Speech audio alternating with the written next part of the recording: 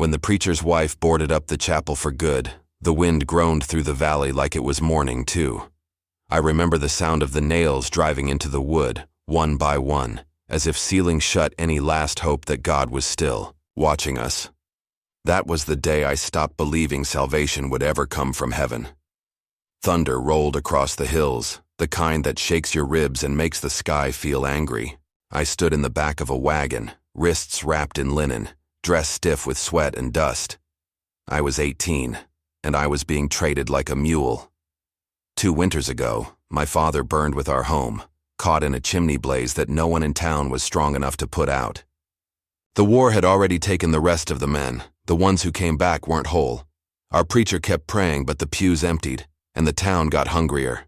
When the last stores of grain started to run dry, the town council made a deal. I didn't get a say. Elias Turner was a rancher no one visited. Former Confederate captain, they said, with a face like stone and a temper like kerosene. They promised him a helping hand. I suspect what they really promised was a womb and obedience. I asked Miss Cartwright if I could at least choose my dress.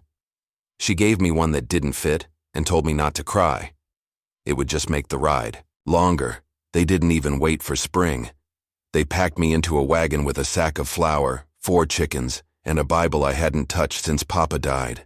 The sky was the color of old pewter, and I remember thinking even the clouds looked ashamed. The wagon creaked for hours across the prairie, every bump jarring my spine. Beside me sat Elias. He didn't speak a word the entire ride. His eyes were the color of overcast sky, and the scar down his cheek split his face like a crack in old stone. His left hand rested on his thigh, gnarled and half-closed like it had never fully healed. A bayonet wound, I would learn later, inflicted by a man he used to call friend. When the wagon finally rolled to a stop, the land stretched out in all directions like God had once tried to build a kingdom here, then gave up halfway. The ranch was barely more than a weather-worn house and a leaning barn with a roof like a busted tooth. Crows circled the fence post, one of them cawing loud enough to chill my blood. A windmill spun lazily in the distance, creaking like bones. Elias climbed down first and offered me no hand. I stepped out on my own, legs shaking. No greeting, no ceremony, just dust. He didn't look at me as he unlocked the door. Inside, the house smelled like horses and mold. The floorboards groaned and the furniture was sparse. Table, 2 chairs, a cot in the corner. Dust lay thick on every surface except one, the mantel above the fireplace where a child's wooden horse stood alone, polished clean. My breath caught at the sight of it, but I said nothing. He walked past me without a glance and pointed to the corner where a pile of old quilts sat. "That's yours," he said, his voice like gravel. "Work starts at dawn." That was all. He disappeared into the back room, shutting the door behind him. I stood there for a long while, not sure if I was more a guest or a prisoner. The silence pressed in like a physical thing. I took the quilts and laid them on the floor, making a small nest near the hearth. I didn't cry. I didn't pray. The wind outside howled, and the crows called into the dark. I lay on the floor, my limbs tucked in like a child's, staring at the ceiling. I thought of my father's voice, how he used to sing while brushing the horses. I thought of Mama's hands, soft, warm, always smelling of lavender and flower. And then I thought of Elias, of the way he hadn't looked at me once, hadn't so much as offered me a name to call him by. Maybe it was mercy, maybe it was disgust. Either way, I lay there wondering which one was worse, because either way I was here, and no one was coming to save me. The days blurred together like heat waves over the dry prairie. Mornings began with the slam of the barn door, and the sun always rose too fast. I fed the chickens before the heat could cook their feed, hauled water from the well with hands that blistered under rope, then stood at the stove stirring beans that tasted like nothing. Elias spoke only when needed, short commands, spare words. "Fix the hinge. Watch the fence. Storm's coming."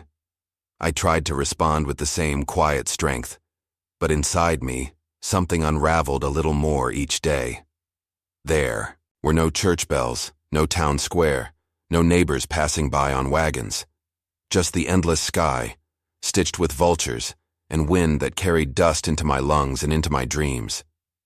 At night, I'd listen to Elias sharpening his tools on the porch, each scrape echoing like judgment. I wrote letters to no one in my head, Mama, Papa, even the Lord, but I never spoke them aloud. What was the point? The words would have died in the dry air before they reached anyone.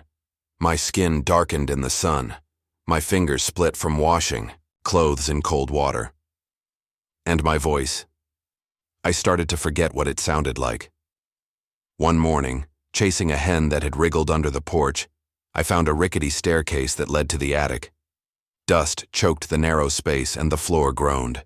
Under my steps, there, propped against the far wall, was an old mirror. Its silver backing had faded, and a long crack ran down the center like a scar. Still, I looked, and I didn't recognize the girl staring back. My eyes were dull, my cheeks were hollow, my dress hung loose on my body, and the braid in my hair looked more like rope than silk. I touched the glass. It felt cold. What was I becoming? A wife? A prisoner? A ghost? I whispered those words like a curse. That night after dinner, I waited until Elias had gone to bed. I packed a biscuit in my apron and slipped into the dark. I didn't know where I meant to go, just away. But the prairie stretched, forever, and the stars gave no guidance. An hour in, the howling started. Low, distant, wolves. I turned back, ran fast enough to trip twice. By the time I made it home, my shoes were shredded, my palms torn open. Elias said nothing when he saw me, just handed me a tin cup of water and left me alone on the porch. Maybe he understood. Maybe he didn't care. Maybe both. The storm came 2 days later. Wind like fists, sky as black as the inside of a grave. I was locking up the chickens when the gust tore the coop door off its hinges and sent a beam crashing down. I didn't even scream. I just heard the crack of wood and felt the weight crush into my back. When I opened my eyes, Elias was there. Not shouting, not cursing, just lifting the beam with both arms, his face twisted in pain. His crippled hand bled, but he pulled me out and carried me to the house like I weighed nothing. Inside, he laid me on the floor, checked my ribs, wrapped my ankle. Still didn't say much. That night, I couldn't sleep. I limped to the barn to find him. He didn't notice me at first. He was kneeling in the straw beside the child's rocking horse, running his fingers over the paint, his whole body shaking. The air smelled of smoke and cedar. He didn't cry loud, just those deep, silent sobs that only broken men understand. I backed away without a word. After that, something in me shifted. Not trust, not yet, but something softer than hate. A week later, I saw the shadow. It was near sundown, and I was collecting eggs when I noticed the figure on the ridge. Tall, motionless, wearing buckskin and feathers that caught the dying light. He didn't move, didn't speak, just watched. Elias saw him too. He walked out, with a bundle of dried meat, and set it on a stump near the trees. Moments later, the figure stepped forward, barefoot, quiet, face unreadable. His eyes locked with Elias's, and something passed between them. Not fear, not friendship, something older. They didn't talk. The man took the meat, left behind a pouch of herbs. Then he vanished into the dusk. I asked Elias who he was. He didn't answer at first, just stared at the trees. Then finally, a man who owed me once. I waited.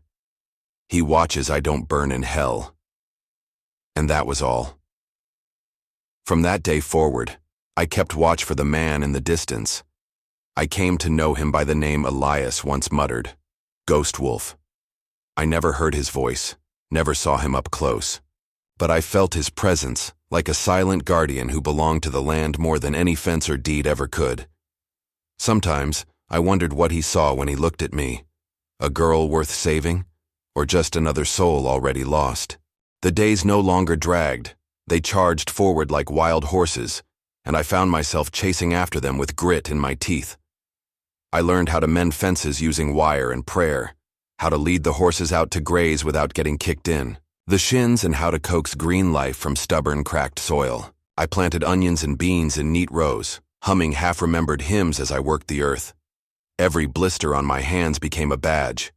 Every cracked nail was proof of movement. One evening, the wind came down sharp from the hills, bringing with it a memory of smoke.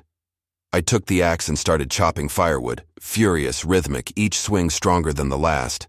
My palms split, blood mixing with dirt, but I didn't stop. I needed to feel something. I needed to fight something. The axe bit into the log one last time before I dropped it, breathing hard. Elias stood in the doorway, arms crossed. "You don't have to prove anything," he said quietly. My throat clenched. I looked down at my hands, shaking. "But I do," I whispered. To myself. That night, for the first time, we sat by the fire together. It was nearly dark, and I had stitched a tear in my dress while he whittled something small and shapeless from wood. The silence between us was different now, not empty, but patient. He glanced at the fire. His eyes looked heavier than usual. "My wife's name was Mary," he said, voice like splintered timber. "And my boy was Samuel." He didn't look at me, just stared into the flames like they were showing him ghosts. "During the war, I rode with a company that turned mean. Desperate men do cruel things. When I left them, they came back here, burned everything, took my family with the house." I said nothing. I knew words wouldn't fix a story like that. I should have been here, but I was off playing soldier. He rubbed his crippled hand as if it ached with memory. "I built that rocking horse for Sam. It's all I had left. Then you showed up. And I thought maybe God was sending me punishment." I felt tears well up but kept my face steady. Maybe he was just sending someone to listen. He looked at me then, not as a burden, not as a symbol, but as a person. That was the moment I knew. We were both trying to claw our way out of the same grave. The next time Ghost Wolf came, I waited by the stump with a bucket of clean water. He stepped out of the trees, slow and deliberate, eyes unreadable under a sky full of stars. He took the water without nodding, drank it, then crouched to rinse his hands. I didn't speak. I just offered what I had. He stood, then reached into the satchel at his hip and pulled out a feather, black with white tips, and placed it gently into my palm. I didn't know what to say. I just held it close like it meant something more than words. Later, I showed it to Elias. He nodded once, deeply. "He sees strength where others don't," he said. "Takes time to earn that kind of respect." I kept the feather in a small wooden box beside my bed. Every time I opened it, I remembered I was more than someone's traded possession. I was becoming something else, something stronger.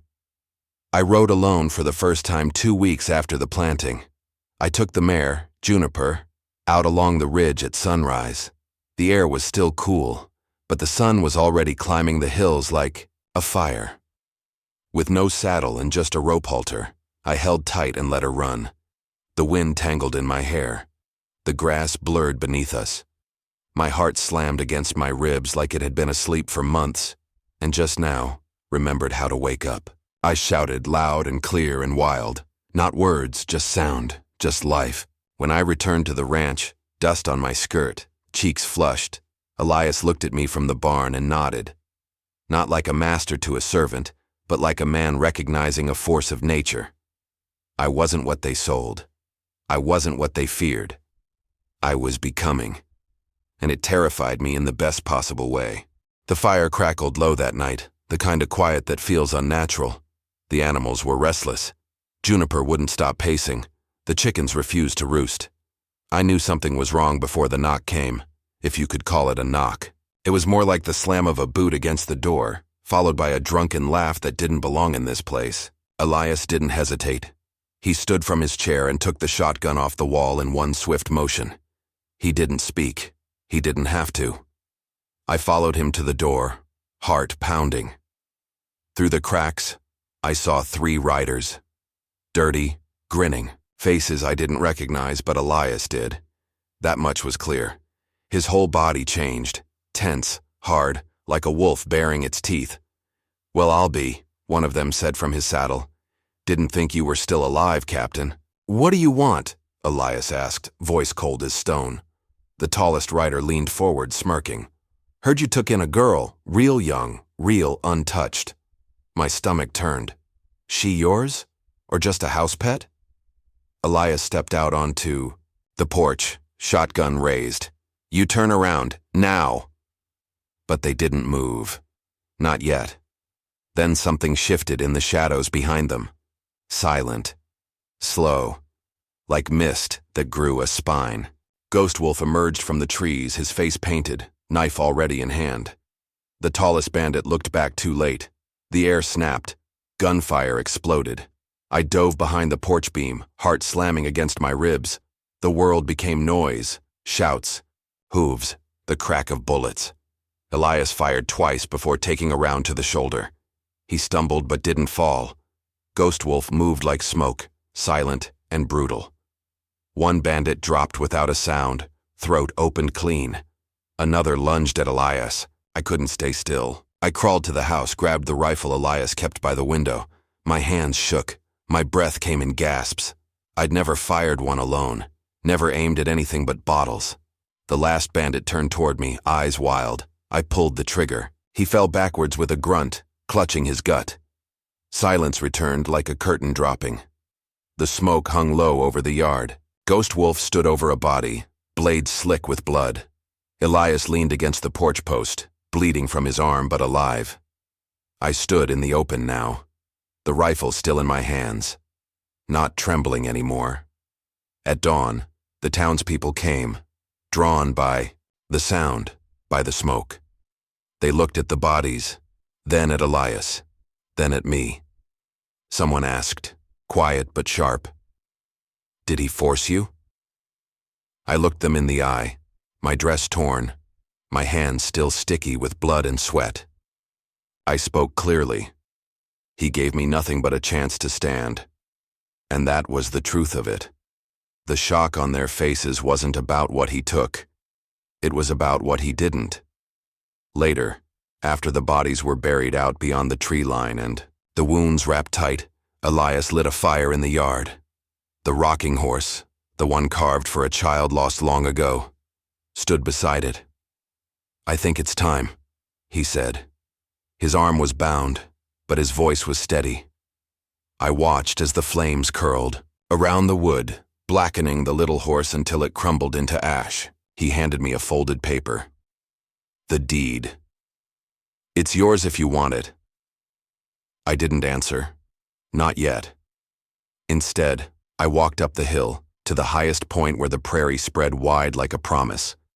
The sky was burning orange with sunrise. My boots sank into the earth he had once tried to tame. I reached into my pocket, pulled out the feather Ghost Wolf had given me, held it to my heart. "They gave me away at 18, I said aloud, "but I built myself at 19. I looked out across the land, the one I'd bled for, worked, defended, and I whispered, more to myself than anyone, no one will ever own me again."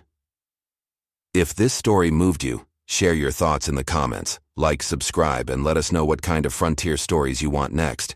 And remember, strength isn't what's taken from you, it's what you reclaim.